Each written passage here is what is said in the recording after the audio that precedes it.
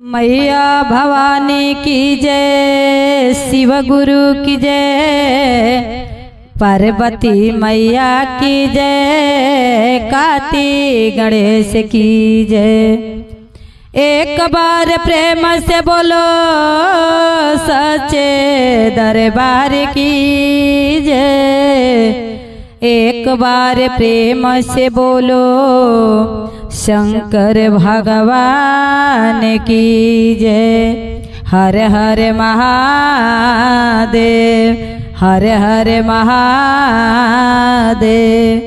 कि प्रेमवा से बोलिदा ए गुरु बहिना, कि शंकर भगवान की जय। चलिए गुरु बहिना, हम धरती पर बैठल धरती माता के चरणों में प्रणाम करतनी, अपना शिव गुरु के चरणों में प्रणाम करतनी, अपना कार्तिक गणेश के चरणों में प्रणाम करतनी। जे भी हमारा चैनल से जुड़ल बा सब गुरु भैया गुरु बहिना के चरणों में प्रणाम करतनी, और आशा नहीं पूरा विश्वास करतनी कि हमारे गुरु बहिना लोग अपन दुलार प्यार आशीर्वाद जरूर हमरा के देव जा, और हमार भजन भाव जरूर प्रेम से सुनब जा। तो चलिए गुरु बहिना, बड़ा सुंदर कथा लेके आइल बनी कि बनावे ले राम बिगाड़े ले राम, चारू ओर ठोकर खियावे ले राम। भगवाने भोलेनाथ के हाथ में सब बाए गुरु बहिना, हमनी के जौना विधि भोला जी राखी। तो चली देखी, एगो गांव में एक गुरु बहिना एगो अनाथ लड़की, छोटे पर बेचारी के माई बाप के सया उठ गई रहे ओह लड़की पसे। तो जेकर माई बाप ना रही एक गुरु बहिना, ओकरा के जानते बने कि ओके दर्द याद आ घर परिवार कैसे जानी या कैसे ओकर इज्जत कदर करी। माई बाप दुनिया में ना रहे गुरु बहिना, चाचा चाची रहल लो। चाचा चाची के भी भार हो गई। चाची एक दिन कहे लगली कि अनाथ लड़की के राखब जा, तो थोड़ा सा लालच खातिर राखब जा, लेकिन जहिया ब्याह शादी करे के हुई तहिया एकरा में बड़ा दहेज लागी, बड़ा पैसा लागी। कहाँ से आई? एकरा के ले जाके एकरा के मामा के गाँव में कोई। चाचा कहले कि नाही, दुनिया नीमन ना कही, गरीब घर में चाहे अमीर घर में जौन एकरा किस्मत में लिखल होई एकर ब्याह शादी कर देवे के अपना घरे जाई। कहली कि नहीं, बड़ा पैसा लगी। कहले चाचा के रे गरीब घर में बहुत लोग दुनिया में भाई ऐसन बा कि सब पैसे के लोभी नहीं खे। बहुत लोग ऐसे बा कि ये बेटी के उठा ली। ए गुरु बहिना, जेकर माई बाप ना रही, जेकर नैहर में कदर ना रही, ओकर ससुरों में कदर लोग ना करी। ऐसे कि ओके हलुक समझ ली कि ना एकर माई बा ना बाप बा, एकरा के कौनो कदर करब जा, कौनो एकरा के हमनी के एकरा संगे अत्याचार करब जा, तो एकर के बाकी एकरा साथे खड़ा होई। ए गुरु बहिना, बेचारी के गरीबे घर में शादी भइल, बेचारी गईली ससुरा गईली। ए गुरु बहिना, बेचारी शंकर भगवान के पूजा पाठ करस, घर में आरती आराधना करस। ए गुरु बहिना, सास ससुर सब ठीके रहे, लेकिन 1 साल बीतल, 2 साल बीतल, 3 साल बीतल, कौनो बाल बच्चा ना रहे।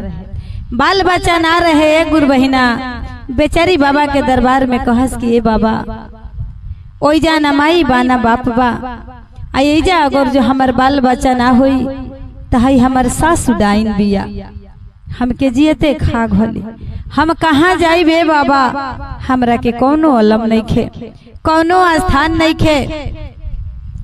ए गुरु बहिना, बाबा से रात दिन लिहोरा करस बेचारी। एक दिन के बात यह कि गांव में उनकर सास गईली, शिव चर्चा रहे। सब गुरु बहिना लोग कहता लो का होता है पतोही के 5 साल अइले हो गए, कौनो बाल बच्चा ना भइल का, लागता कि तहर पतोह बाझिन बिया, ओकरा कुछ होई ना। इतना तो शंकर भगवान के पूजा करबे करेले, का जने ओकरा खातिर भगवान कहाँ सुतल बाने। ए गुरु बहिना, सास के उहे बात दिमाग में खटके लागल। आके अपना बेटा से कहती कि ए बेटा, ये हमनी के बहु बाझिन बेकरा कुछ होई ना। 5 साल में जब ना भइल तो अब एकरा का हो, एकरा के घर से निकाल दो। थोड़ा सा पति रहम खैले है। गुरु बहिना कहले कि ना माई बा ना बाप बा, कहाँ जाई, अपन इज्जत है। लेकिन ए गुरु बहिना माई इतना कान भर दिहली, इतना को दिहली ए गुरु बहिना कि माई हाथ धके बहरी निकाले लगली। वो बेचारी ना निकलस वे गुरु बहिना, तो उनकर पति बाल पकड़ के आग हिसिरावते बाहर कर दिहले, दरवाजा बंद कर दिहले। कहले कि हमरा घर में अगर जो बारिश ना देबू तो तुहारे घर में रहला से का फायदा बा, हम दूसर शादी करब। ए गुरु बहिना बेचारी घूघट कढ़ले बड़ी, मुंह तोपले बड़ी, अभी कबो के बाहर ना निकलल। कहली कि हे गुरुजी कहाँ जाई, नैहर में जाइब तो नैहर में केहू नहीं खे, माई रही तो ठिकाना दी, आय अगर जो ससुरा में बानी तो यहू जा ठिकाना नहीं खे, जाई तो कहाँ जाई। ठीक बा जाता नहीं, चाची की है जाता नहीं, कजने एको दिन खाती शरण दी है, तो अपना बारे में सोचा बेतना तत्काल फैसला कैसे ले कि हमरा कहाँ रहे के बा। ए गुरु बहिना बेचारी रोत जातरी, रोत जातरी। लेकिन जे गुरु बहिना जेकर कर्म खाली हो जाला, किस्मत खाली हो जाला, ओकरा के कहीं जगह ना मिलेला। जब ले भगवान ना जगह दिए, स्थान ना दिए, तो ले केहू दुनिया में देवे वाला नहीं। बेचारी जातरी, रोत जातरी। चाची देखली ए गुरु बहिना कुछ दूरे से, कहा तरी अपना पति के कि ए सुनी देखी ना, बझनिया लागत कि आवतिया, आई आवतिया तो हमरो दूदू गो पतोह बाड़ी सा, हमरो पतोह बाझिन हो जी। हाँ सा एकरा के रास्ते में से लौटा दी। ए गुरु बहिना आके वो बेटी अपना चाचा चाची के पैर पर गिर गईली। लेकिन चाची कहली कि नाही, तू बाड़ू बाझिन, तू एजा से जा, हमरा घर में तहर गुजारा नहीं खे, हमरो दूगो पतोह बालो, तहरे देखा देखी बाझिन हो जाइलो। ए गुरु बहिना बेचारी कहली कि बाह रे भोले बाबा, हाय अपना जिंदगी से हारल बनी, किस्मत के मारल बनी, अपना अबे जिंदगी से हार गइल बनी, हमरा नहीं रहला में बढ़िया बा, हम लागत कि किस्मत के मारल बनी। ओइजा से चलली ए गुरु बहिना। यह गर्मी के दिन रहे, कहली कि गर्मी के दिन में सोचले बनी कि मार की राबी छी, सब निकल के जंगल में से हवा खाला जाता नहीं, ओइजे कहीं बैठा पेड़ की है, सांप गोजर काट दी, मर जाए, दुनिया से रिश्ता खत्म हो जाए। गईली ए गुरु बहिना जाके आ एगो जंगल में पीपर के पेड़ रहे, बेचारी ओइजे बैठ के आय अपना दुख के मारल रोतारी, अपना भगवान से कहतरी कि हे गुरुजी, अरे मरहे के रहे तो हमार माई बाप मार लिहला, तो हमरो के काहे ना मार दिहला, काहे खाती अनाथ बना के है दुनिया में भेजला, दर दर के ठोकर खाए खाती। ए गुरु बहिना एगो नाग अइले, फत काढ़ के बैठ गईले। बेचारी पहले तो डरैली, लेकिन नाग देवता कहले कि डरा मत, हमनियों के इंसान के कदर करे निजा, डरा मत। ए गुरु बहिना पूछे लगले कि का बात बा, के तह के मरले बा, के गरियौले बा, कौना कारण से तू हे घोर जंगल में आके बैठल बड़ू, ना डेरा तारू ना कुछ। कहली कि हे गुरुजी, ना हमके केहू मरले बा, ना गरियौले बा, अपना किस्मत के मारल आके बैठल बने। सास ससुर पति घर से बाल पकड़ के निकाल दिहल एगो बालक के कारण। नाग देवता इतना बात सुनले बने तो कहले बने करी जा जा यह जंगल में से जल्दी जा, ना तो हमरो नागिन बाड़ी, हमरो नागिन बाझिन हो जाई है, वाह जा, ना तो हम डांस देवता के। कहली कि ये नाग देवता हम उहे तो चाहतनी, लेकिन कहले कि ना हम पाप ना करो, जा तू शंकर भगवान के भक्त बड़ू, जा जैसे। ए गुरु बहिना ओइजा से बेचारी चल गईली। जात जात कुछ दूर जात तरी फिर एगो जंगल पड़ल। कहली कि सुने नी कि बाघ या शेर दीने में अगर जो जंगल में आदमी जाला था चीड़ फाड़ देला लो, जात नहीं हम हूँ एहू जंगल में बाघ या शेर देखी लो हमके खा जाए, हमार मुक्ति हो जाए। ए गुरु बहिना गर्मी से बेचारी भीजल बड़ी, जाके पेड़ की है बैठा तरी। ए गुरु बहिना एगो शेर अइले, कहले कि का बात बा, काहे रोवा तरु, काहे मन मरले बड़ू, मार गर्मी से पसीना से देह भीजल बा। कहली कि ये शेर देवता बहुत हम किस्मत के हारल बने, हम एगो अनाथ बने और एगो बाझिन भी बने। सास व पति हमार बाल पकड़ के घर से निकाल देले बा एगो बालक के कारण। इतना बात एगो बहिना जब शेर सुन ले, कहले कि अरे जा जा जा, ये जंगल से जा, जल्दी जा, ये में हमरो शेरनी बाड़ी, तो हर परछाई अगर जो पड़ जाई तो हमार शेरनी भी बाजिन हो जाई है। वाह ए गुरु बहिना, ओइजा से बेचारी नैहर से चलली, नाग देवता ठुकरा दिहले, शेर ठुकरा दिहले, गईली ए गुरु बहिना। एगो इनार रहे, बड़ा बेचारी के तेज प्यास लागल रहे, कहली कि रह तनी पानी पीने, इतना गर्मी के दिन बा। गईली कमकर ओइजा पानी भरत रहले, रोआ तारी ए गुरु बहिना, कहत रहे कि का बात बा, के मरले बा, के गरियवले बा, काहे रोआ तारू। कहली कि ए कमकर भैया, ना केहू मरले बा, ना हमके केहू गरियवले बा, हम एगो अनाथ बने, आ बाझिन भी बने, हमके घर से हमार पति आ सास निकाल देले वाले। ए गुरु बहिना, सबका की है दया के भीख मांगले बड़ी, लेकिन केहू शरण नहीं खे देले। कहले कि जा जा, जा पानी मत पीहो, एजा पूरा गांव जवार के आदमी आवेला पानी पिए, अगर जो पहर पर छाही पड़ जाई आ लोग जान जाई कि कम करे एगो बाझिन के पानी पियावले, हाँ ते इनार पर केहू पानी पिए ना आई, जा जा जल्दी जा, दूसरा जगह जा। ए गुरु बहिना ओइजा गईली, एगो खूब सुंदर फुलवारी रहे, वही में एगो माली बैठ के आया गोरत रहले अपन फूल। गईली कहली कि थोड़ा सा आराम करनी आ थोड़ा सा फूल तूरनी, समय आ गई बाप अपना गुरु जी की है जाएगा। जे फूल तुरे के कर तरी तले माली कहले कि के हो, बेचारी रोए लगली, कहली कि ए माली भैया, हम एगो अनाथ बेटी बानी, बाझिन भी बानी, हमार दुनिया में केहू नहीं खे, कहता तो यही फुलवारी में हमहू रहती, आ फूल तुर के अपना गुरु जी पर चढ़ती आ पूजा पाठ करती। कहले कि हमारा फुलवारी में से जल्दी चल जा, अगर जो हमारा फुलवारी में से तू फूल तूर लेबू त केहू हमारा फुलवारी में गुरु जी के चढ़ावे खाती फूल ना आई। ए गुरु बहिना बेचारी रोआ तरी, कह तरी कि अब जाई त कहाँ जाई, जात जात जात जात जा तरी। ए गुरु बहिना, एगो नादी रहे, आ वही जा एगो पेड़ रहे पीपर के, वही नादी में पानी रहे, मारी कौआ या कौवी आके चोंचो में डुबौले बालो आ पानी पिया तालो। बेचारी कहली कि रहा बड़ा प्यास लागल बा, कहीं पानी ना मिलल है, यही नादी में से पानी लेके थोड़ा सा पीने कि हमरा आत्मा के शांति मिले, करेजा थोड़ा सा ठंडक हो जाओ। ए गुरु बहिना, पानी पिए के कर तरी, रोआ तरी, वही में एगो कौवी रहली, कहली कि ए बेटी का बात बा, काहे तू इतना रोआ तारू, काहे तू इतना दुख में बाड़ू।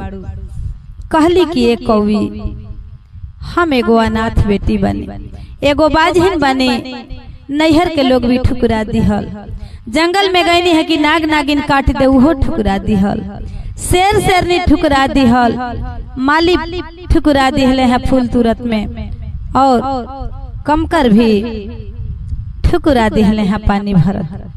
बड़ा तेज प्यास लागल बा।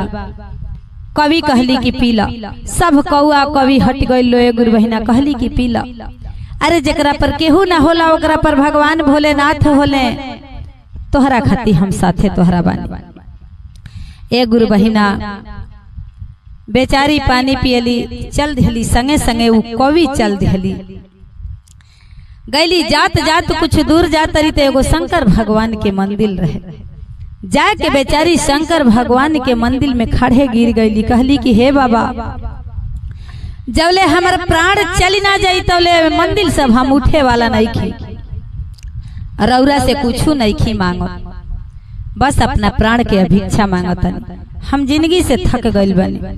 ए गुरु बहिना, जब समय आ जाला त आदमी यह कहेला जब दुनिया से थकेला कि हे गुरु जी हमके ले चली, अब यह दुनिया में हमार कहीं जगह नहीं खे।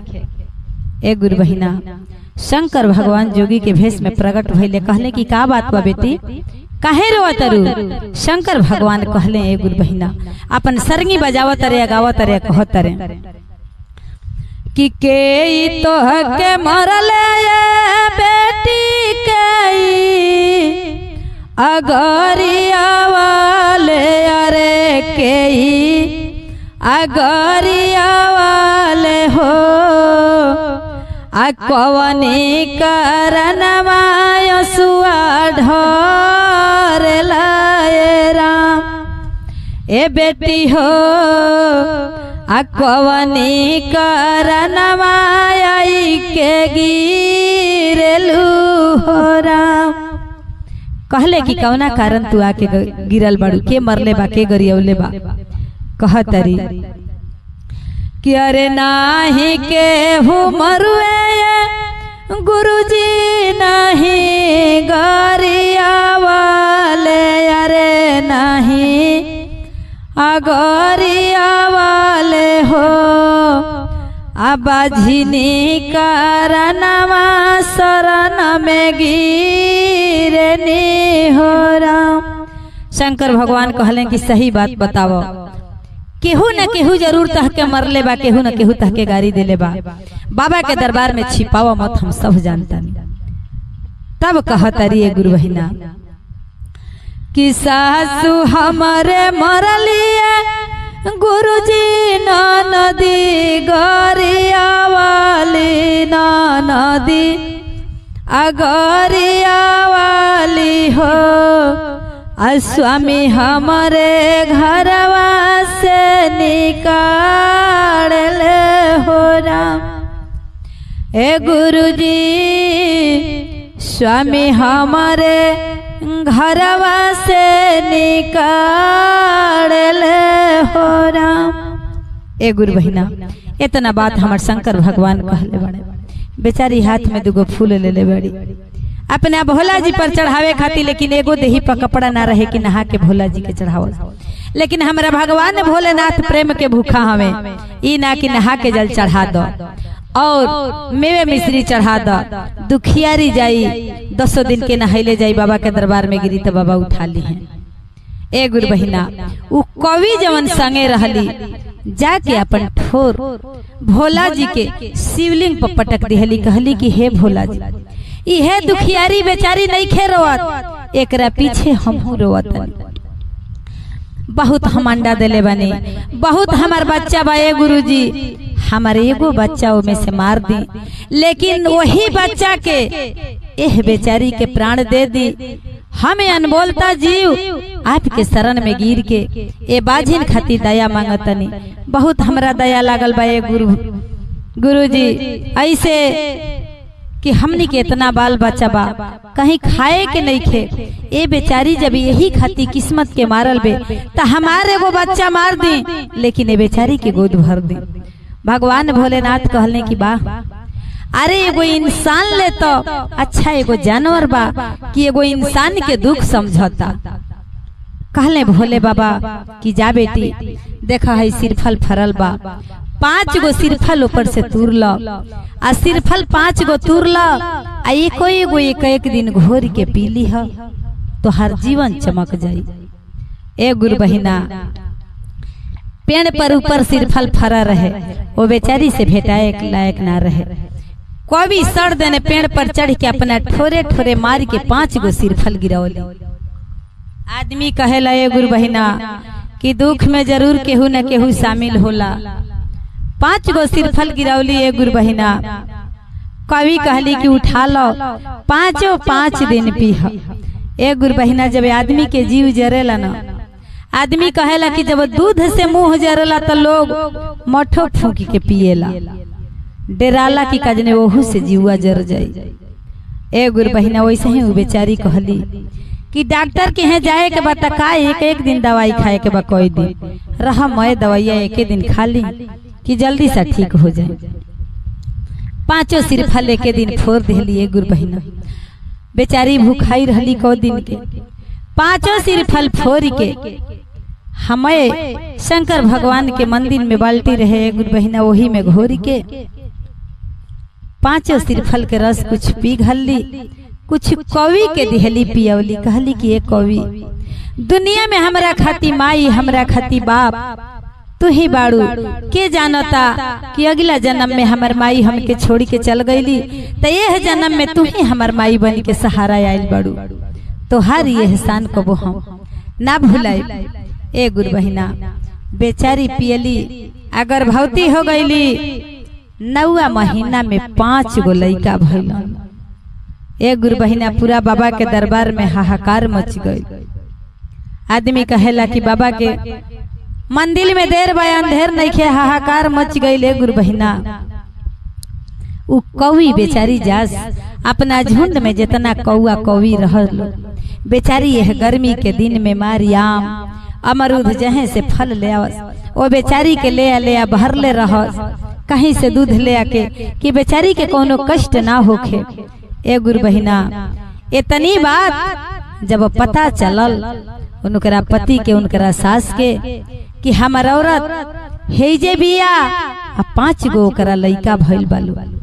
ए गुरु बहिना उनकर पति अइले आ उनकर सासो अइली संजोग से देखी बाबा के दरबार में पूजा करे। देख ली हल्लो ई बेचारी देखली अपना पति के तमुह मोड़ी के घूम गईली, अपना सास के देखली तमुह मोड़ी के घूम गईली। कहली कि एक दिन हमारू दिन रहे कि हमारे पति हमार बाल पकड़ के घर से निकाल दिले। आए बेरा जो भगवान भोलेनाथ हमके ना दिले रहते तो हम केनियो के ना रहते। ए गुरु बहिना उनकर पति उनके पहचान गईले, सास पहचान गईली। जाके सास धीरे धीरे अपना पतोह के लगे बैठली, लेकिन ए गुरु बहिना पतोह के दिल ना पसरे बेचारी दूसरा में है घूम गईली। उनकर पति गईले 10 नोह जोर लिहले कहने की देखो बहुत हमसे भारी गलती भइल तो महतारी के चलते गलती भइल, हम गलती कैल ना चाहत हनी। अरे बेटा बेटी का दुनिया में बा, परिवार सही बा तो सब कुछ बा, चला घरे चला। आज के बाद से तहर कोनो कमी ना है। 5 गो लइका बालो, घरे गाय भैंस बा, दूध पियावल जाई, बेटन के पोसल जाई, पढ़ावल जाई। आज के बाद से ऐसा गलती ना हुई। ए गुरु बहिना कहतरी कि कबो ना जाई, हमरा के दुनिया में केहू सहारा नहीं खे। हई एगो कवि बाड़ी है हमर माई बाप बन के हमरा के सहारा बाड़ी। ए गुरु बहिना कहले कि ठीक बा अपना कवि के ले ला, इनकरा के खूब बढ़िया से हम खातिर बातिर करब आ अपने संगे इनकरा के रखी है। ए गुरु बहिना पति रोवे लगले गावे लगले। एगो पत्नी के दया आ गई, भुला गईली दिन दया आ गई। कहली कि चला 5 गो बेटा से आन हुई जंगल में लेके कहाँ रह। दिन भर के ए गुरु बहिना अगर जो भुलाइल लोग शाम के घरे आ जाओ तो ओके भुलाइल ना कहल जाला। तो वही तरह चली समय जब खराब होला तो केहू आपन ना होला, आ जब समय बढ़िया होला तो सब आपन होला। आदमी कहेला कि जब समय भइल कमजोर तो हित नात रिश्ता तोड़ देला, आ जब समय भइल अच्छा तो सब हित नात रिश्ता जोड़ लेला। तो ए गुरु बहिना बेचारी उनकर पति 5 लइकन के लेके उनकरा के लेके घरे गईले। पूरा प्रेम से सासु आरती उरती देखौली, अपना 5 नातिन के कलेजा में साट लिहली। तो ए गुरु बहिना बेटा बा बेटी बा तबो कष्ट बा आ नहीं खे तबो कष्ट बा। होता तो बेटा बेटी बड़ हो के तंग करता तबो आदमी कहता कि बल्कि नहीं रही तो ठीक बा। आए अगर जो नहीं खे हो तबाजिन के नाम पड़ जाता, दर दर के लोग ठोकर खाता। तो चलिए गुरु बहिना भगवान भोलेनाथ के दरबार में देर बा लेकिन अंधेर नहीं खे। आजमा के खाली भोले बाबा के भजन भाव सुन के आ क के देख लेबे के बा कि हमरा भोला जी में कितना दया बा। प्रेम से बोलो शंकर भगवान की जय। हर हर महादेव, मैया भवानी की जय, शिव गुरु की जय,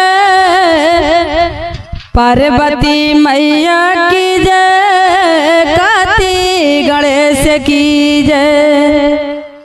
एक बार प्रेम से बोलो सच्चे दरबार की जय। एक बार प्रेम से बोलो शंकर भगवान की जय। हर हर महादेव। चलिए गुरु बहिना हम धरती पर बैठल धरती माता के चरणों में प्रणाम करतनी, अपना शिव गुरु महाराज के चरणों में प्रणाम करतनी, गौरा पार्वती मैया के चरणों में प्रणाम करतनी, अपना हरिंदर भैया नीलम दीदी के चरणों में प्रणाम करतनी। हमरा यूट्यूब के माध्यम से जे भी हमरा गुरु भैया गुरु बहिना जुड़ल बा सबका चरणों में प्रणाम करतनी। और ऐसा न पूरा विश्वास करतनी कि हमार कथा भजन जरूर सुनब जा, प्रेम से सुनब जा। आ जहाँ ले हमार कथा भजन आप सबके सफर जाओ तहाँ ले सुने के बाए गुरु बहिना, पूरा शुरू से लास्ट ले सुनब जा। बड़ा सुंदर कथा लेके आइल बनी। तो चली कथा की ओर चलल जाए गुरु बहिना कि हमरा भोलेनाथ कैसे एगो घमंडी राजा के 3 वचन देले बने, आ तीनों वचन के उ राजा पूरा नैखन कैले, तो हमरा भोला जी कैसे उनकर सर्वनाश कैले बने। कथा के माध्यम से सुनल जाओ। ए गुरु बहिना, एगो गांव में एगो राजा रहले, एगो राजा रहले एक गुरु बहिना। आ एगो उन्हीं के घरे एगो नौकर कमकर रहले। एक गुरु बहिना, राजा के धन रहे, बड़ा घमंड रहे, बड़ा घमंड रहे राजा के। लेकिन रानी भगवान भोलेनाथ के बड़ा मानस, पूजा पाठ करस। कहली कि हे भोले बाबा, धन संपत्ति का चीज बा, सब छोड़ के जाए के बा, आपके चरणीय चारों धाम बा। हमार राजा जे भी घमंड करत रहे उनको ओर से आपके चरण में हम माफी मांगतन। एक गुरु बहिना, राजा के बड़ा घमंड रहे। जब रानी के पूजा पाठ कइल देखस, रानी के डांटस, फटकारस, बोलस, उल्टा सीधा बात करस। एक गुरु बहिना, कहियो फोटो फारस, कहियो प्रसादी छीटस, बड़ा घमंड रहे। कहलन कि भगवान का हो। बहुत लोग के हम सुनले बनी गुरु बहिना कि लोग के भगवान से इतना नफरत बा, भगवान का हो। लेकिन वो आदमी मूर्ख होला। भगवान का हो? अरे भगवान ना रहता तो तू दुनिया में का करता? भगवान ने बेरा बाणे तो दुनिया बा। वही भगवान के दरबार से आयल बन जा, वही भगवान के दरबार में जाए के बा। सब घमंड एजे चूर हो जाइए गुरु बहिना, मैं घमंड शमशान में जर जाई, एजे जर जाई, संगे ना जाई। ए गुरु बहिना, बेचारी रानी छुप छुप के भगवान भोलेनाथ के पूजा करस। जब राजा सुता रहस तबे रानी 3 बजे कमकर के लेके आ चल जास मंदिर में पूजा करे। कि जब ले राजा सुता रही है आ राजा साहेब जब उठी हैं तले हमनी के पूजा करके चली आवे के। देखा देखी ए गुरु बहिना, जौन कमकर रहली उनकरा घर के नौकर ओहो भगवान भोलेनाथ के पूजा करे लगली। कि जब रानी के संगे आइए जतनी दरबार में तो संगे संगे हमहू पूजा करी। दोनों जानी के एकहू संतान ना रहे गुरु बहिना, न नौकरानी के और न रानी के। दोनों जानी जाके पूजा पाठ करस लो। एक दिन के बाद है कि करते करते जब कुछ समय बीत गए, भगवान भोलेनाथ एक दिन जोगी के भेष में प्रकट भइले आ कहले कि बेटी, बड़ा ढेर दिन से हमार पूजा पाठ करेला लो, आज कुछ मांगे के बा तो न मांग लो। ए गुरु बहिना, कहली रानी की का मांगी जा बताई बाबा। कहले कि आज जवन मांगबू लो तवन दे दे। रानी सोचली कि ओ, कहले कि आज जवन मांगबू लो तवन दे दे, लेकिन हमरो 3 गो शर्त बा, 3 गो वरदान हमहू मांगतनी। उ जब हमार वरदान पूरा करबू लो तो तहन लोग के संतान होई। रानी जब इतनी बात सुनली ए गुरु बहिना तो कहली कि बाबा ढेर देरी ना, मात्र 10 मिनट रुक जाई। हम अपने राजा के लिए अवले आई कि हमार राजा के मुंह पर अगर जई रौरा वरदान दे तो हमार रजो तो वो बात के स्वीकार करी हैं कि हाँ के पालन करी हैं कि ना करी हैं। हमरा राजा के मुंह पर ई वरदान लेबे के बा। गईली रानी दौड़ल दौड़ल अपना राजा के लेके अली, कमकर गईली तो अपना कमकर के लेके अली कि चली हमनी के कोनो चीज के जरूरत नहीं है, मांगे के बता आज एगो बालक मांगे के बा। एक गुरु बहिना, राजा अइले, शंकर भगवान कहले कि हमार 3 गो वरदान बा, ओ वरदान के अगर जो पूरा कर देबलो तो तहन लोग के संतान के प्राप्ति हुई। राजा साहब कहले करे जल्दी बोला बाबा, हमरा बेचैनी ले बा, जल्दी बोला का बात बा, का ऐसा चीज बा कि हमरा करे के बा, हमरा का चीज के कमी बा, धन संपत्ति घोड़ा गाड़ी सब चीज बा, कौनो चीज के हमरा के दिक्कत नहीं खे, बोली का मांगत, का कहतनी, का वरदान देतनी। राजा साहब कहलन कि तोहरा धन संपत्ति से हमरा कोनो मतलब नहीं खे, हमरा आज्ञा के पालन कर।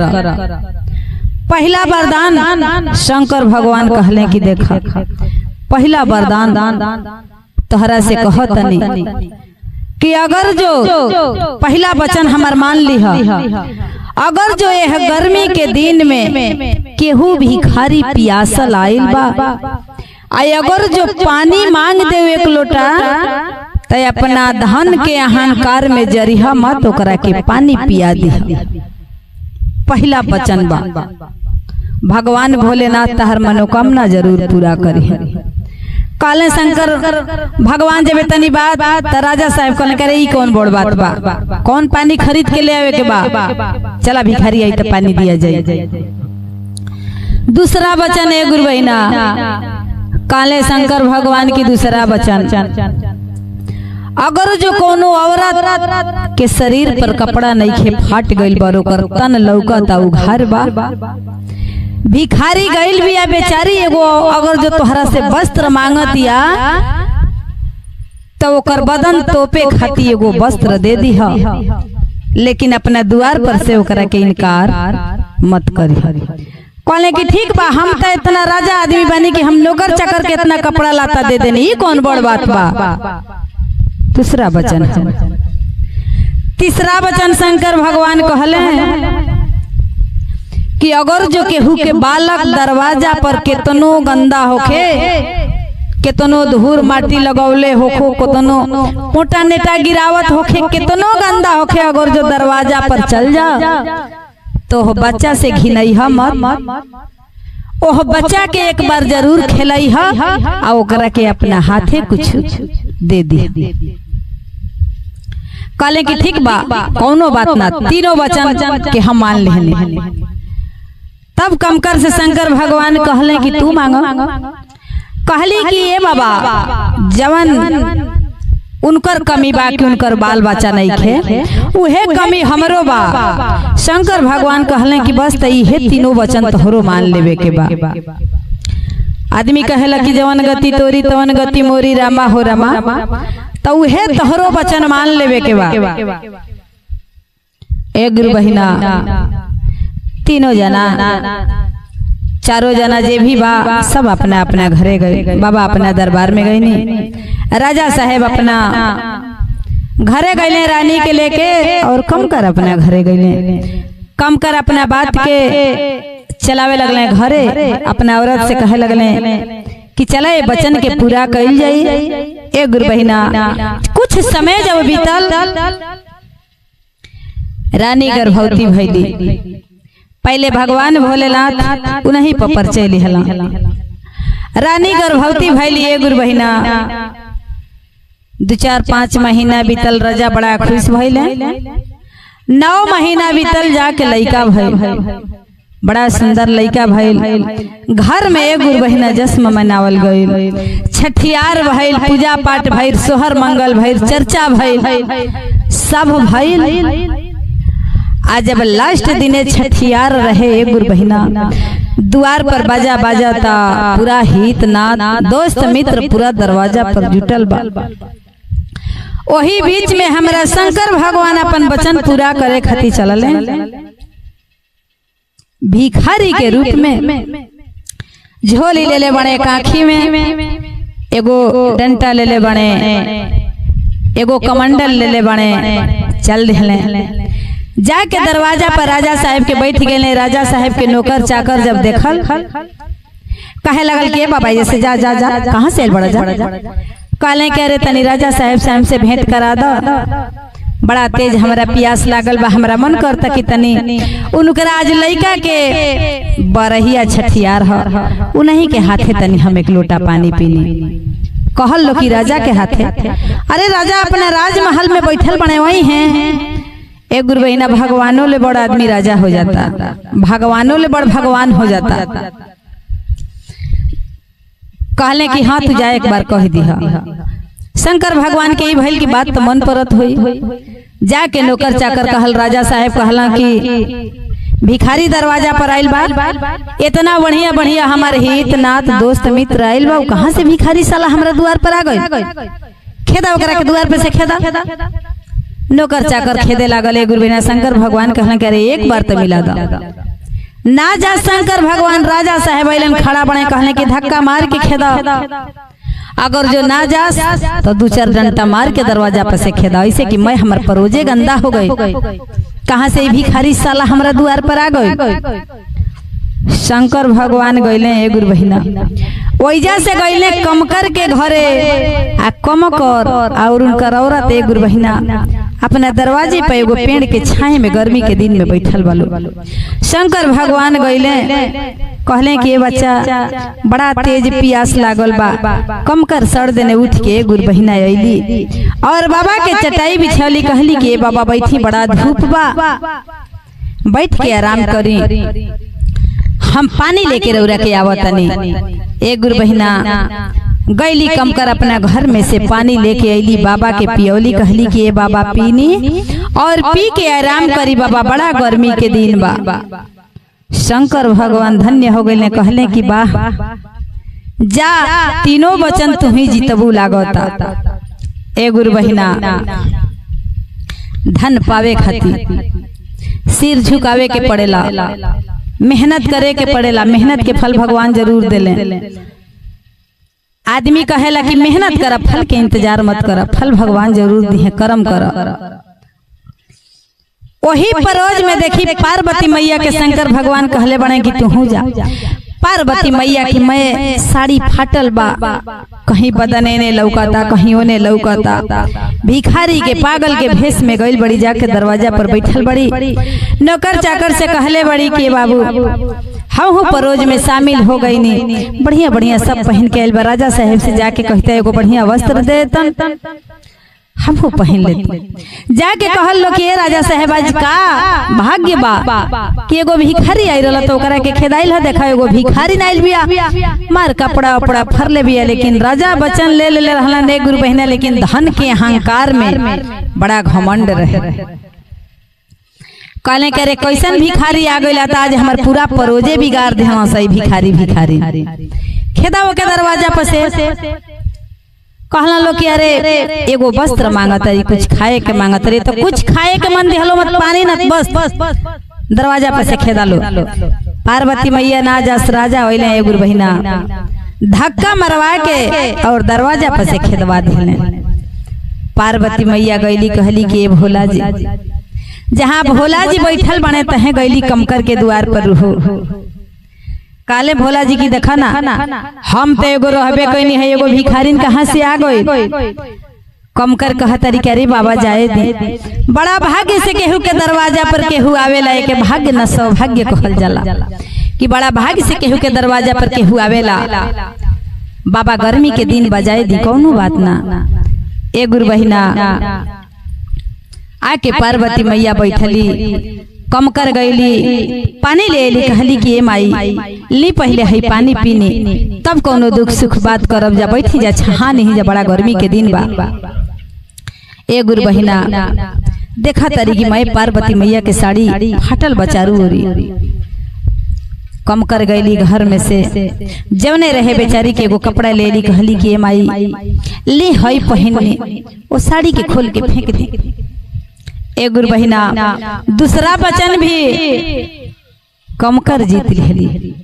वही बीच में गुरु बहिना शंकर भगवान अपना कार्तिक गणेश के कहले कि जा लो, तीसरा वचन हमरा पूरा करे के बाद ना, उ निभावस चाहे ना निभावस। कार्तिक गणेश एक गुरु बहिना शरीर में कोनो कपड़ा ना, एकदम नींगे, मार पोटा नेटा गिरता, मार धूर देही में लभेराइल बा, पूरा फुहर गंदा बन के जाके वो परोज में लागल लो खेले कूदे। ए गुरु बहिना राजा के नजर ओ लइकन पर पड़ल। अइले अपना सिंहासन पर से उठ के आ कार्तिक के गणेश के दोनों जना के दू दू थप्पड़ दे के कहले कि भाग दरवाजा पर से भागो। एक गुरु बहिना डांट के आ खेद दिले शंकर भगवान तो सब लीला देखो तनी।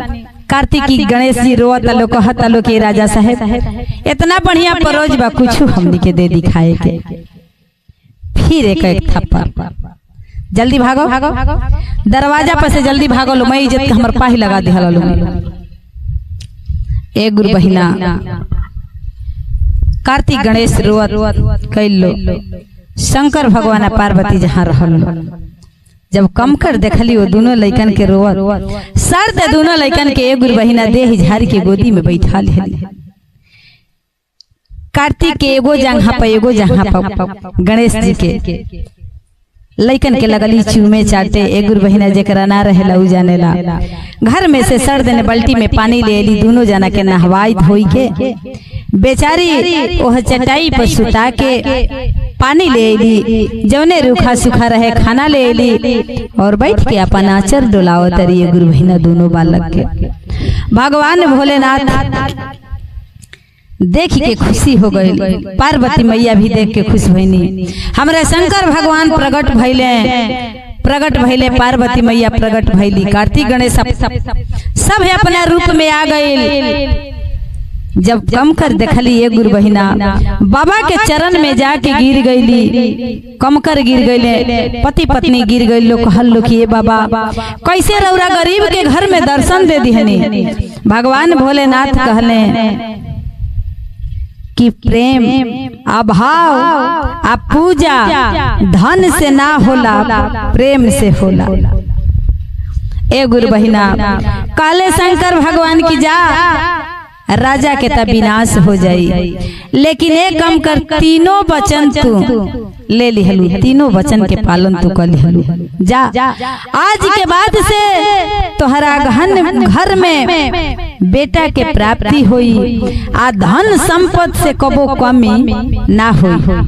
एक गुरु बहिना तीनों वचन देके खुशी खुशी भगवान भोलेनाथ पार्वती मैया और हमरा कार्तिक गणेश जी चल दिहल लो। जैसे कम कर रोवे लागल लो कहल लो कि हे भगवान भोलेनाथ हमनी के गरीब के घर में आके रौरा दर्शन दे देने धन्य हो गए।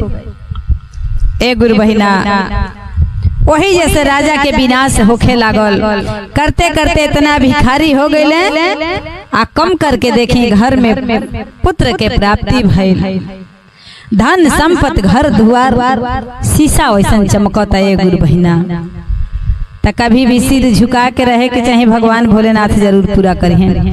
उहे राजा एक दिन ऐसा समय आ गए कि भिखारी बन के कमकर के द्वार पर कटोरा लेके दोनों जना आइल लो। कमकर कहली कि अरे राजा साहेब ही का तोहर ते इतना तेवर रहे तोहर ते इतना राजा रहला आज ही दशा काहे याद कर। जवना मंदिर पर हमरा साधु बाबा 3 वचन दिहले वो कोनो साधारण साधु ना रहले हमरा भोले बाबा रहले। 3 वचन दिहले आ तोहरा लइका के छठियार के दिने भगवान भोलेनाथ गइल बने तो तू धक्का मरवा के खेदवइले बड़ा। पार्वती मैया गइल बड़ी तो एगो बस्तर नहीं खल दे। कार्तिक गणेश गइल बालो तो थप्पड़ मरले बड़ा। ओही के देन बा तहके कहीं नरकों में जगह ना मिली आ हम तीनों वचन के पूरा कर लेले बनी। तब भगवान भोलेनाथ हमके इतना दे।